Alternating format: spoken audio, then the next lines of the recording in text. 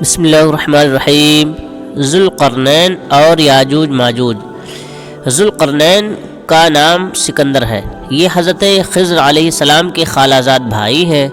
حضرت سیدنا خضر علیہ السلام ان کے وزیر اور جنگوں میں علمبردار رہے ہیں۔ یہ حضرت سام بن نوح علیہ السلام کی اولاد میں سے ہیں اور یہ ایک بڑھیا کے اکلوتے فرزند ہیں۔ حضرت سیدنا ابراہیم خلیل اللہ علیہ السلام کے دست حق پرست پر اسلام قبول کر کے مدتوں ان کی صحبت میں رہے اور حضرت ابراہیم خلیل اللہ علیہ السلام نے ان کو کچھ وصیتیں بھی فرمائی تھیں۔ صحیح قول یہی ہے کہ یہ نبی نہیں ہے بلکہ ایک بندے صالح ہیں جو ولایت کے شرف سے سرفراز ہیں، اور قرآن مقدس میں آپ کا ذکر ملتا ہے۔ آپ نے جو اپنے بچے کو وصیت فرمائی تھی، پارہ نمبر 21 میں آپ کے تعلق سے بہت ساری باتیں ہیں۔ بہرحال حوالہ تفسیر ساوی صفحہ نمبر 1214، پارہ نمبر 16، سورہ کہف۔ ذوالقرنین کیوں کہلائے، یعنی آپ کا لقب ذوالقرنین کیوں ہوا؟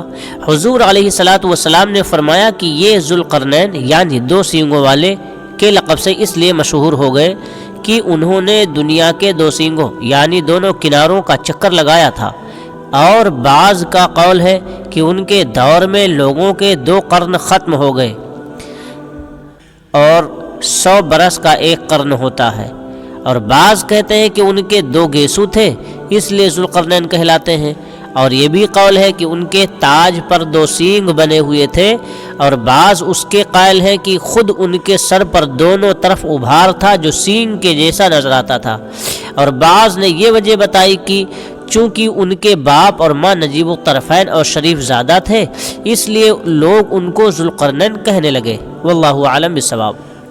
حوالہ مدارک التنزیل جلد نمبر 3 صفحہ نمبر 222، پارہ نمبر 16، سورہ کہف۔ اللہ تعالیٰ نے ان کو تمام روئے زمین کی بادشاہی عطا فرمائی تھی۔ دنیا میں کل 4 بادشاہ ایسے ہوئے ہیں جن کو پوری زمین کی پوری بادشاہی ملی۔ ان میں 2 مومنین تھے اور 2 کافر۔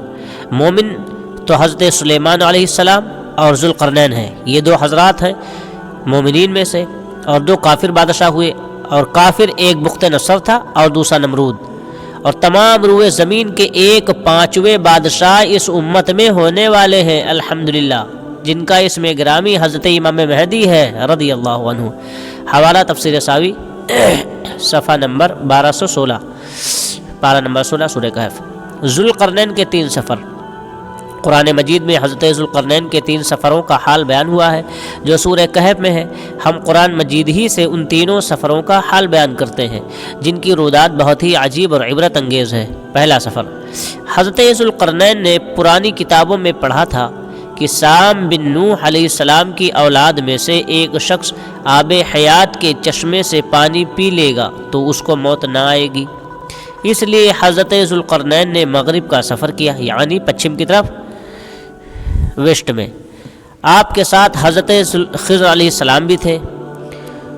وہ تو آب حیات کے چشمے پر پہنچ گئے اور اس کا پانی بھی پی لیا، مگر حضرت ذوالقرنین کے مقدر میں نہیں تھا، وہ محروم رہ گئے۔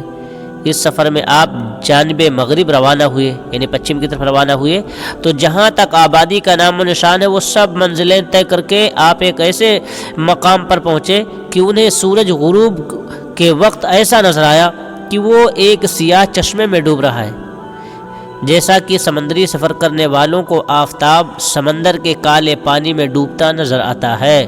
وہاں ان کو ایک ایسی قوم ملی جو جانوروں کی کھال پہنے ہوئے تھی، اس کے سوا کوئی دوسرا لباس ان کے بدن پر نہیں تھا، اور دریائی مردہ جانوروں کے سوا ان کی غذا کا کوئی دوسرا سامان نہیں تھا۔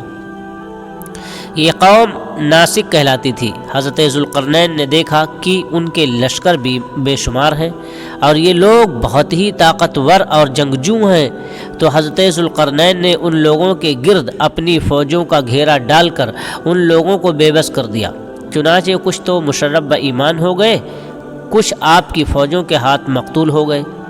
دوسرا سفر، پھر آپ نے مشرق کا سفر فرمایا، یعنی پورب کی طرف، ایسٹ میں، یہاں تک کہ جب سورج طلوع ہونے کی جگہ پہنچے، اتنی دور چلے گئے جہاں سورج نکلتا ہے، تو یہ دیکھا کہ وہاں ایک ایسی قوم ہے جن کے پاس کوئی عمارت اور مکانات نہیں ہیں۔ ان لوگوں کا یہ حال تھا کہ سورج طلوع ہونے کے وقت یہ لوگ زمین کے غاروں میں چھپ جاتے تھے اور سورج ڈھل جانے کے بعد غاروں سے نکل کر اپنی روزی کی تلاش میں لگ جاتے تھے۔ یہ لوگ قوم منسلک کہلاتے تھے۔ حضرت سیدنا ذوالقرنین نے ان لوگوں کے مقابلے میں بھی لشکر آرائی کی، اور جو لوگ ایمان لائے ان کے ساتھ بہترین سلوک کیا، اور جو اپنے کفر پر اڑے رہے ان کو تہ تیغ کیا۔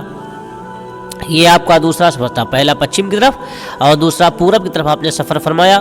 پچھم میں جہاں سورج ڈوبتا ہے وہاں تک پہنچے، پورب میں جہاں سورج نکلتا ہے وہاں تک پہنچے۔ تیسرا سفر اور اس کے مفصل حالات دوسری ویڈیو میں ہم بہت جلد انشاءاللہ تبارک تعالیٰ بیان کریں گے، اور اس میں یاجوج ماجوج کے بارے میں بھی اہم معلومات دیں گے انشاءاللہ تعالیٰ۔